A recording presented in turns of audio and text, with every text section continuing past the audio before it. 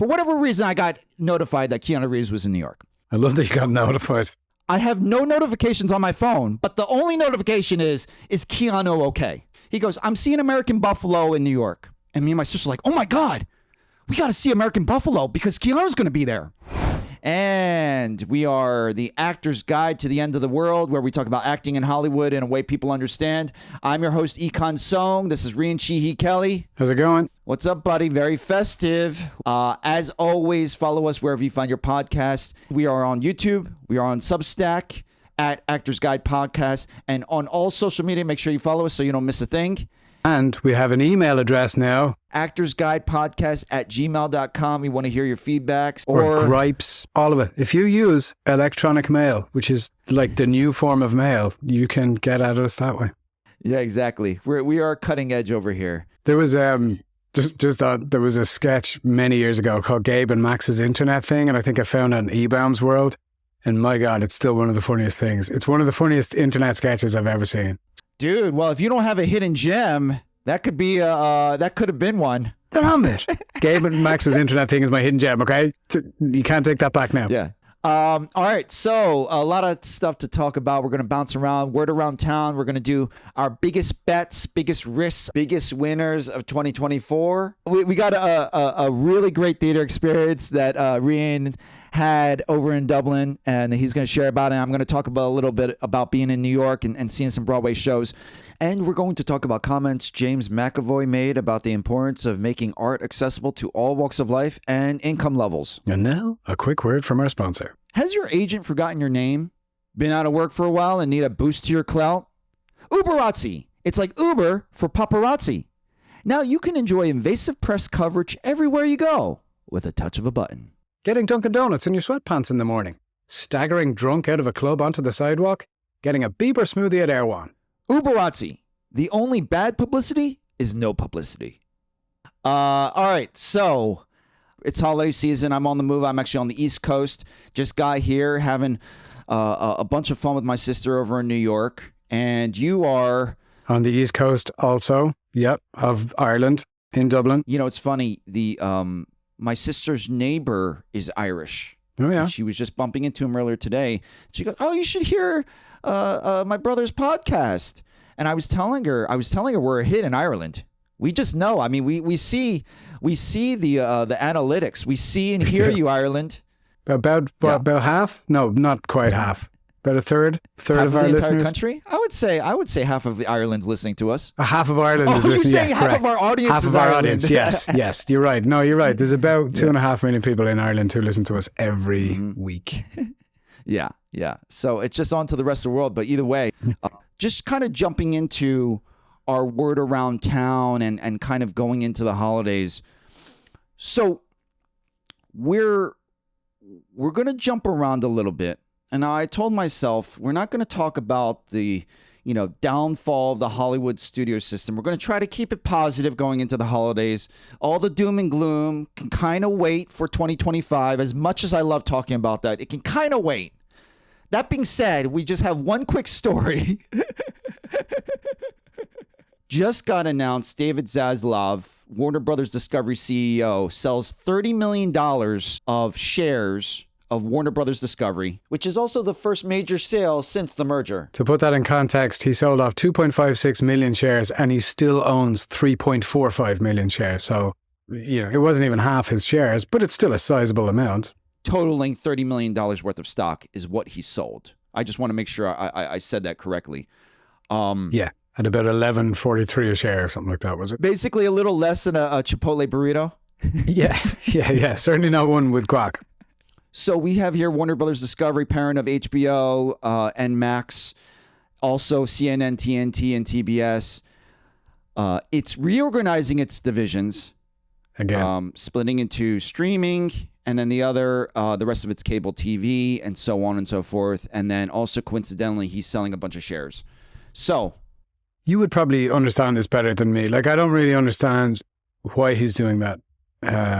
Do you, this end of year thing? I know that their revenue is down because what I learned from reading one of the articles on it was that it's been dragged down. It's one of the few profitable streaming platforms, for one, but it's been dragged down by its struggling linear TV assets, which is just terrestrial TV, right?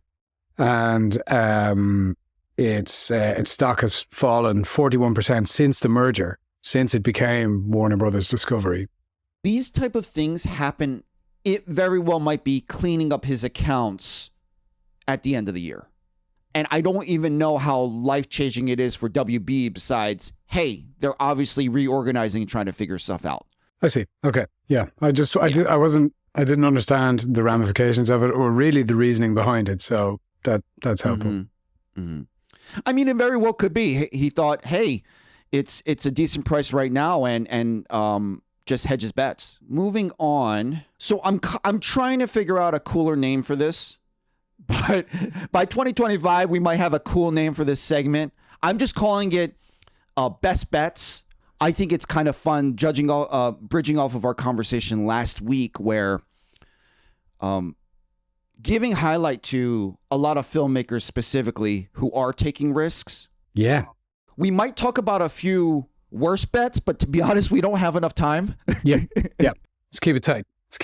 You don't need us to pile on Joker 2, Megalopolis, things like that. We're not here for that. You have plenty of other places to hear that.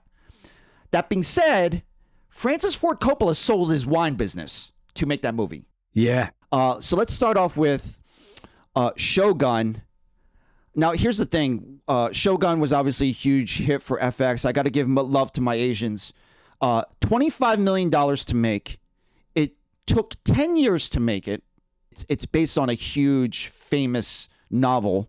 When I see a huge network do a huge marketing push for a show that is foreign language, that completely dominates every competitive award and also critically reviewed and audience reviewed so well, you got to hand it to them. Hey, I mean, it was a massive success and that bet paid off. And funnily enough, just mentioning foreign language and putting money and stuff into it. The Irish film Kneecap just got shortlisted for an Oscar nomination. And that's a foreign language film. It's half in Irish and half in English, but it's a kind of, it's a bit of about the story of the Irish language as well. For anybody who doesn't know what Kneecap is, it's the sort of semi-autobiographical story of a rap hip-hop group from Belfast who rap in Irish, the Irish language, which a lot of people don't know as a language, but it is. It's our native language, and but it's been shortlisted for an Oscar nomination, which is amazing. And it won. It cleaned up at the Independent British Film Awards. They won a bunch of awards at that, which was incredible, particularly because of the nature of the film. And if you see it, you'll kind of understand, but it's brilliant to see Irish celebrated that way and to see it like Irish as a language get like put up in the spotlight like that. I think it's fantastic. I'm so glad that you mentioned that.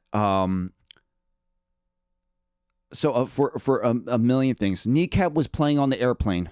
No way. I was so tempted to watch it, but I was editing this podcast. Okay, that's fair. And I was like, okay, I'm on the way back, I'm going to watch Kneecap. But I remember you saying that. And this is something that I wish I said last week when we were talking about the importance of award shows. We can easily kind of snub our nose at, hey, Golden Globes and the Oscars are trying to get viewers and get butts in the seats. It's ad dollars and so on. There is so much money being flooded into those. But it's really important for the mere fact of helping diverse stories, diverse representation, and for smaller, especially international movies, like, say, Parasite winning Best Picture, that is huge on an international scale. That is huge if an independent movie makes its way into the big award show. So it deserves the money that they're putting behind the marketing, but also it gives light to a lot of other films that are going to come after it and kind of pave the way. Yeah, absolutely. And I think awards, I think film festivals are really important as well. In just talking to some independent filmmakers, a few of them have told me recently, they're like, that is the best place to meet people. Like if you're going somewhere with a film, you get to meet other filmmakers, you get to talk about stuff. And then awards at those film festivals often mean a great deal. Like they can shine a light on a movie that wouldn't otherwise get that kind of air or that publicity. But even like Holly Shorts, I went to the Holly Shorts Film Festival this year, which is an Oscar qualifying film festival, short film festival. You know, it's an important distinction. Yeah, very important. I didn't even know how important they were until I went to that one and went, oh yeah, these are like vital for people. I completely agree. It's very important. And I feel like people are very hungry. A lot of people, a lot of independent filmmakers, they've been pushing it 2024. They're not getting, if anything, maybe the failure of the studio system is giving them more hope. Because, I think so. Hey, we're looking for other stories. Anyway, so that's a great segue. So another biggest bet, who's really winning this holiday season or this award season, is women actors. There was an argument saying that women don't lead films or they don't make money. We have a lot of films this season that are women-led, completely standout performances. Just a few right off the top. I'm going to get into Demi Moore and The Substance again in a little bit, but we have Demi Moore, we have Tilda Swinton and Julianne Moore in a movie that's essentially just them two the entire movie. Incredible acting. I don't know if you heard of this movie. I haven't seen it, but I mean, it's definitely getting some great reviews. Pamela Anderson. Yeah. I just and The Last Showgirl, which is it's such a no-brainer. You know what I mean? To say that like women don't make money in film. There's so many female actors I can think of that I would go to see a movie for. Tilda Swinton's a stunning actor. Like Olivia Colman, all of these women that I like, I love seeing them in movies because they're such good actors. And I'm glad that the inequality is being addressed in some way. It's still, I think we're a long way off, where it needs to be. But I'm so glad that it's starting to change. Actually, on that note, let me throw this one out as well. This was an interesting story, and I think the through line of all this will be, if the studios are listening to algorithms and logistics to decide how to make movies, can we at least admit that they're not that great? Whatever they're using as analytics and making decisions. It's also ironic because it's the George Clooney and Brad Pitt movie, which you have two of the, big stars, wolves with Apple. Now, I'm not saying that this movie wasn't a success, but it brings up, hey, are male actors necessarily that much more bankable than, say, female actors? This is where it gets interesting. So the reason why it's the biggest bet, the director of the first one was greenlit for a sequel, and he walked away because he said, I no longer trust Apple as a creative partner. You know why though, right? Yeah, because the bait and switch with the theatrical schedule. With the theatrical release. Yeah, exactly. Yeah. And he'd already been paid. Like, he gave them back the money. No. Yeah. So the agreement was they all, George Clooney and I believe Brad Pitt, they took pay cuts to ensure that this gets a theatrical release. It was planning to get a theatrical release. For whatever reason, the theatrical release was cut short and thrown onto Apple TV. The marketing was saying that it was a success. Okay. They also announced he's greenlit for a sequel. And that whole bait and switch rubbed everyone the wrong way. John Watts asked them not to announce him as a sequel director, not to announce the sequel that he was going to be directing. They announced it anyway, and then he walks. These weird strategic moves that studios are doing. I'm saying that's a big bet on John Watts. He doesn't want to deal with the headache. And also, I want to give light to these badasses who are willing to walk away from this, because with all this back and forth with theatrical and streaming, I think we're going to see more of it, and I think we're going to see more filmmakers stand their ground. I am very hopeful for the future of film. I think it'll just find a way, and I think there will be a kind of resurgence of independent film. I think we're in this weird transition. We're in this weird inception point of studios trying to figure out what to do with theatrical versus streaming. Yeah. We see this, it's going to get clunky, it's going to get ugly. This is what happens.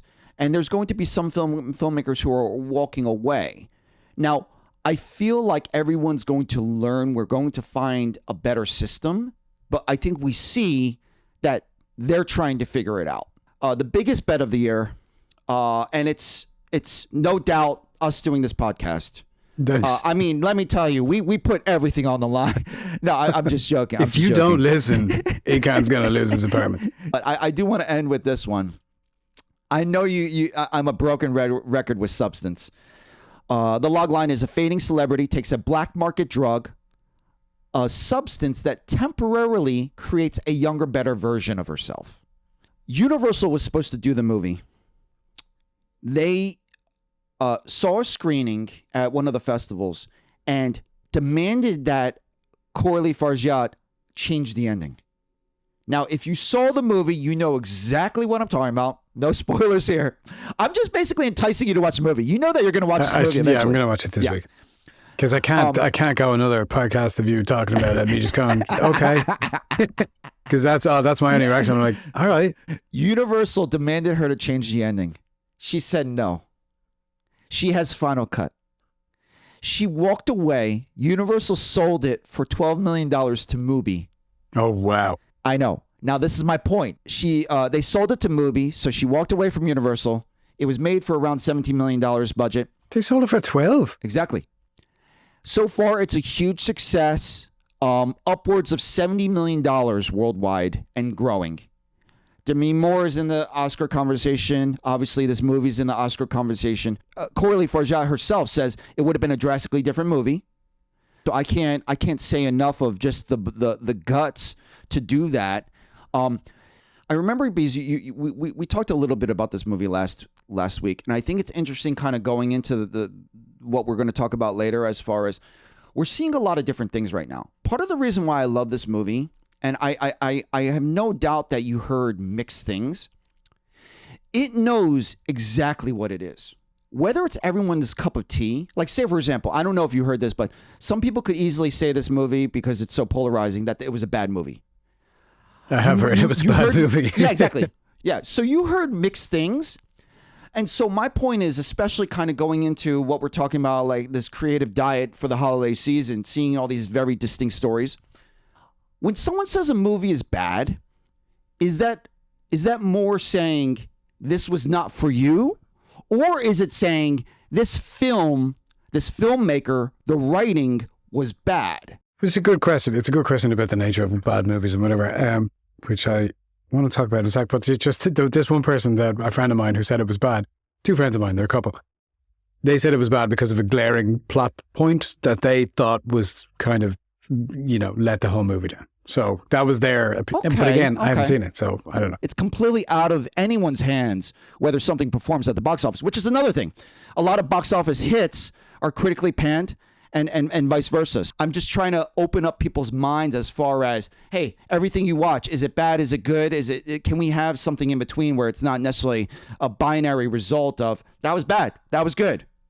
Oh, totally. I agree. But it's kind of a miracle that that great movies do come into existence in some ways, because it takes so much. There are so many people involved, and the chemistry has to be right, and everything about it has to go well in order for that movie to be a big hit, particularly if it's, an independent movie. Like, there are so many things along the way that have to go right. You have to get the right mix of people. The story has to be compelling. The director has to be good. The actors have to be good. And then people have to see it. And then it has to get critical success. It has to get commercials, like whatever it is. Any film that does well, it's amazing. Like, it's such a massive achievement. So, so that's our word around town. We got the biggest bets of the year. Yeah, that was great. And it kind of segues into people making things, because I wanted to talk about this. I went to see a play this week, and I haven't been to a lot of theatre lately, which is my own fault. Do you go to a lot of theatre in LA? It's so funny because I didn't even think about it when we were talking about that. This is the holiday season where we take in a lot of different things. When I also come to New York, I also make a huge effort to see shows on Broadway. Oh, good. I am not a huge theater goer, but I also kind of drag my sister to, this is our time to get cultured. This is it. And then I'll hint, possibly my hidden gem is my little hacks to try to get cheap Broadway tickets. Because to be honest, they are not cheap. Oh, yeah. Anyways, I'm not a huge theater goer, but I'm trying to get better. Amazing. Yeah, same actually. And I went to a play this past Saturday. It was the closing night of this play. It's called It's Always Your Bleedin Own. Is it like that when people say, "Oh, you bloody"? Yeah, kind of like bloody. Okay. Yeah, kind of like that. Yeah, it's always your bleeding own, but it's a very Dublin phrase as well. Bleeding, like it's a very Dublin word. Anyway, it is written by an actor called Thomas Kane Byrne. TKB is his kind of writing moniker. He's a brilliant actor. He's a really funny guy and a really good actor. But so this play is set in Dublin 1, where he's from, and that's Dublin's north inner city, which is, the kind of the heart of the city there, and typically a pretty underprivileged area.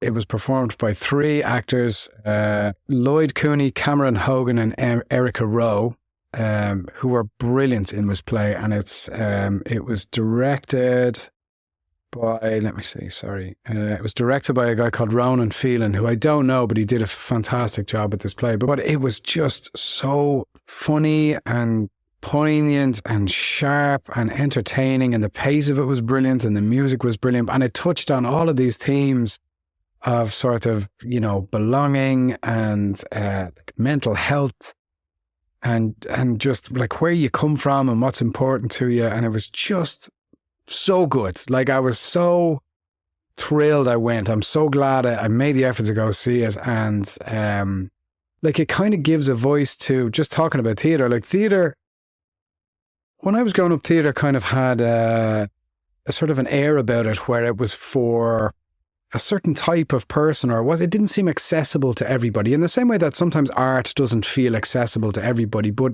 it should. It's exactly for everybody. And Thomas was talking about this on a podcast episode, which I think the podcast was called Talking Bollocks. It's a really good podcast, but good name. It's a couple of guys from inner city Dublin as well. But he was talking about how they wanted people from the inner city to go to it. They wanted those people to see it as well. And it was amazing. I loved it. I couldn't have been, happier to be there. And it just reminded me, like, how important that is. Like, I forget how important theatre is as well. It's vital. And it's a different experience. Like, talking about the communal experience in a cinema, I love seeing a movie in the cinema, for that reason. But this is different. Like, it's a live theatre experience that you share with other people. It only exists in that exact version, only exists that time. You know what I mean? It's always going to be slightly different, and you're never going to see it with those people again. And just the mix was beautiful. But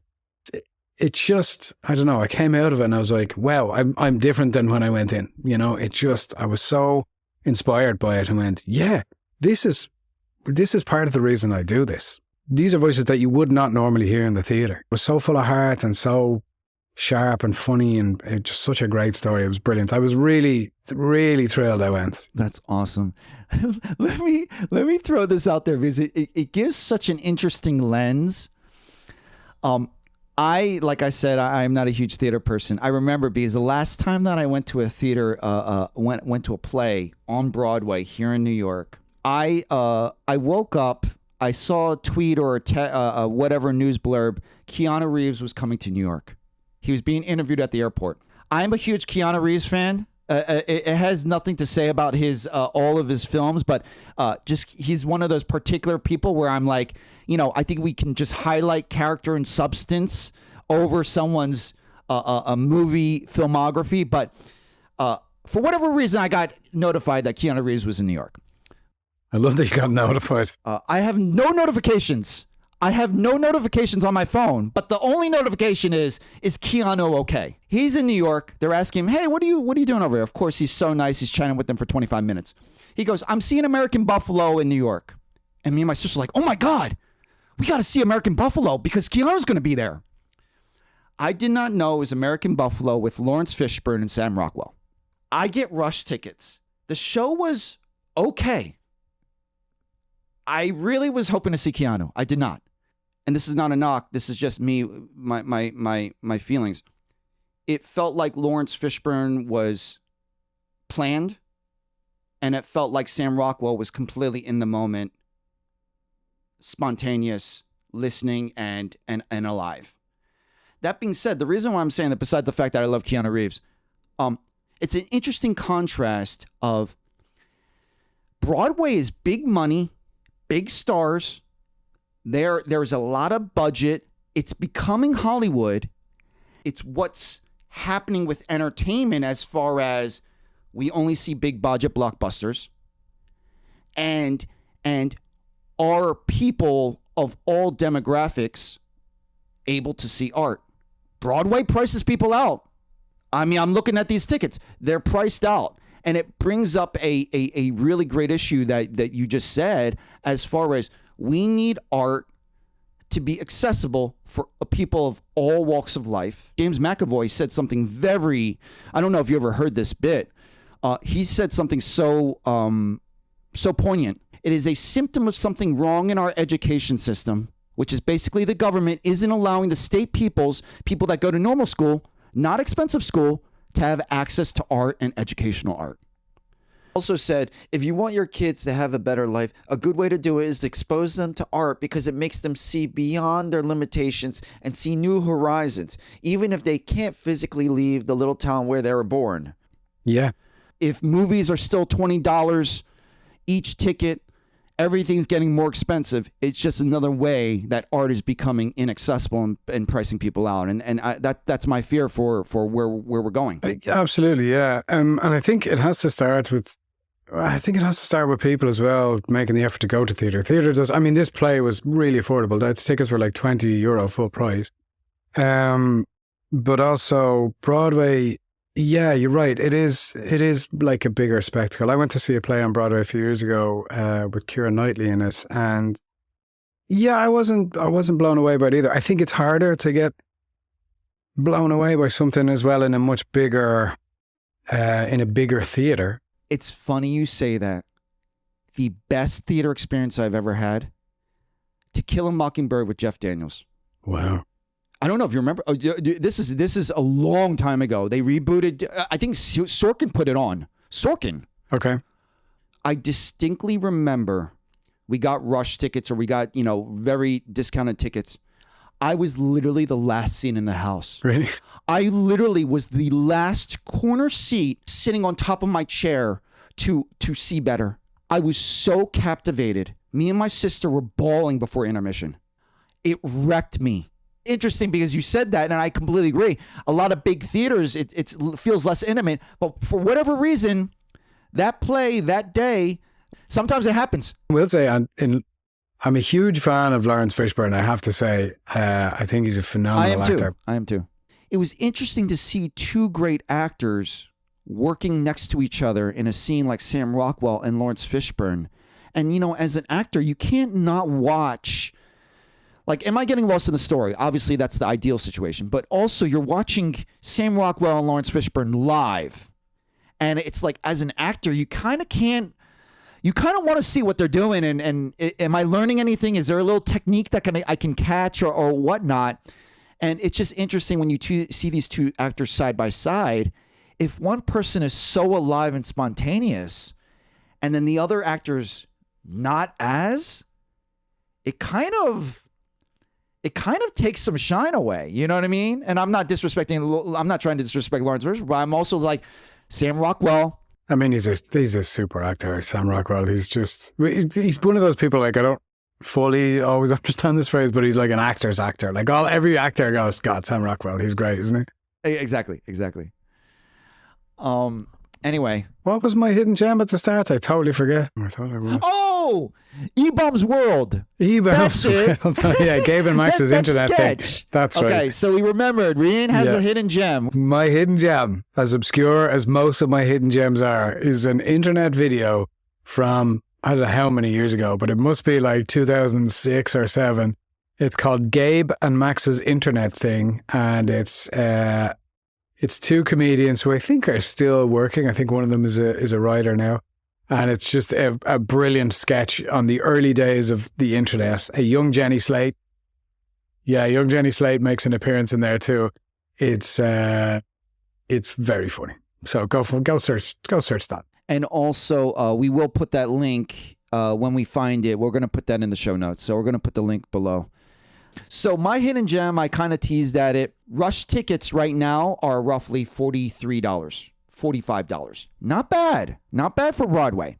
You're not in control of your seat, but the point is some of them are digital. You wake up at 9 a.m. You literally click on the app. Today, Tix is one of the main apps. You can get a lot of Rush tickets. But a digital lottery, you click on there at 9 a.m. You try to get in there. It's day of that. It's a show later that day. So you got to fly by the seat of your pants. But if you're flexible, if you're like me over here in New York having fun, you can also go up to the theater, show up there in line, 9 a.m. They have a line out there for Rush tickets at the box office. You, if it's raining, even better. It scares everyone off. I'm telling you, I live for this. And then that's how I saw To Kill a Mockingbird years ago, and that was one of the hottest tickets. So that's my hidden gem. If I find a great blog, I'll put that in the show notes. But that's what I'm doing out here, just scrounging around for some good Broadway tickets. I'm into it. I like that one. Yeah. I like that. Did you set up a new Instagram for freebies? Oh, okay. Shout out to Hungry Econ. That's my food and fun Instagram. Freebies is actually my sister's. Oh, I see. I thought you'd set up another one for freebies, but I do like that you're going around finding freebies. Yeah, exactly. Big fan We're of that. making a killing here in New York with freebies. It's a lot of fun. Yep. All right, guys. Well, happy holidays for everyone, and hope you enjoy the show. We'll be here next week. Thanks, and leave us a rating or review if you get a chance and you enjoyed the show. Yep, absolutely, guys. Thank you very much. Well, thanks for watching, guys. If you like what you saw, maybe give a like, maybe subscribe. It helps people find the podcast. Also, if you didn't catch last week's episode, it's right over here. Don't worry, we'll wait.